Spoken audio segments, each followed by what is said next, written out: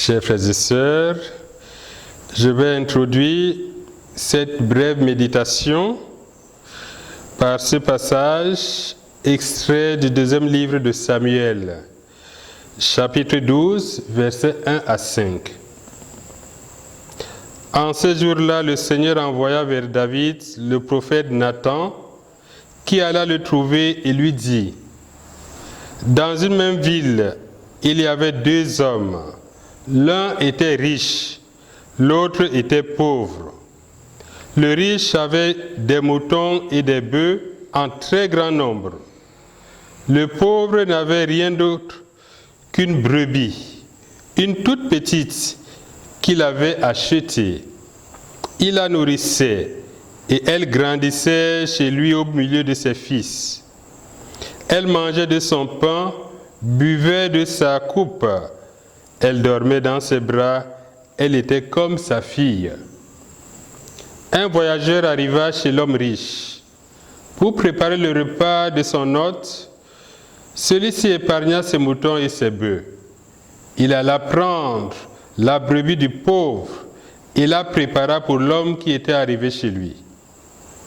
Alors David s'enflamma d'une grande colère contre cet homme et dit à Nathan: par le Seigneur vivant, l'homme qui a fait cela mérite la mort. Et il remboursera la brebis au quadruple pour avoir commis une telle action et n'avoir pas épargné le pauvre. Alors Nathan dit à David: cet homme, c'est toi. Chers frères et sœurs, cette histoire de David est celle de chacun d'entre nous. David, à un moment de sa vie, va faire ce qui est mal aux yeux du Seigneur. Et le Seigneur va lui parler. En tout cas, il va lui envoyer son messager, le prophète Nathan.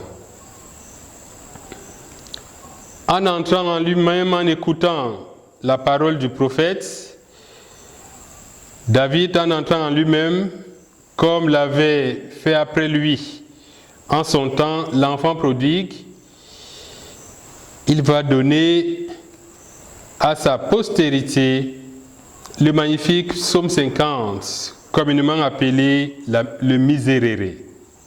Ce psaume: pitié pour moi, mon Dieu, en ta bonté. Selon ta grande miséricorde, efface mon péché. Lave-moi de toute souillure. De ma faute, purifie-moi. La conversion commence par cette écoute de la parole qui vient nous toucher au cœur, qui vient remuer notre cœur. Par cette écoute de la parole, en écoutant la parole, on entre en soi-même.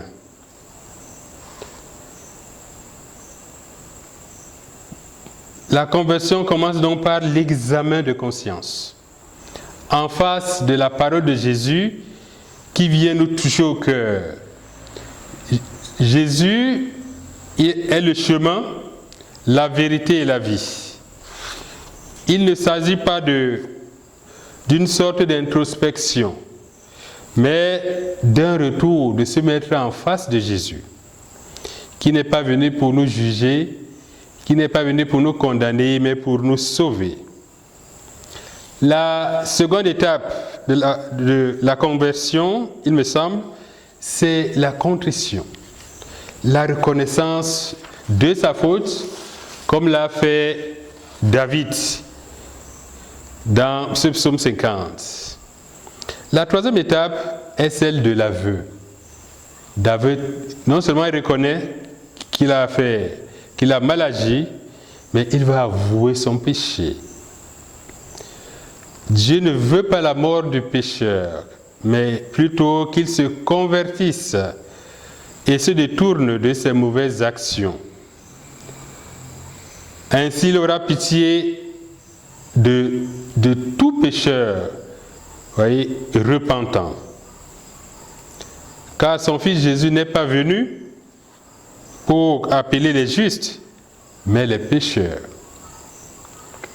Puis ce temps de carême, temps de conversion par excellence, nous permettent de revenir vers Jésus, vers la lumière, de redevenir chrétien en redécouvrant d'une façon tout à fait nouvelle notre grâce baptismale, notre premier amour à l'égard de Jésus.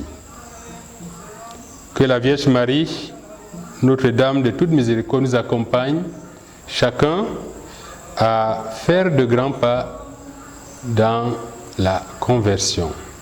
Merci à tous et bon carême.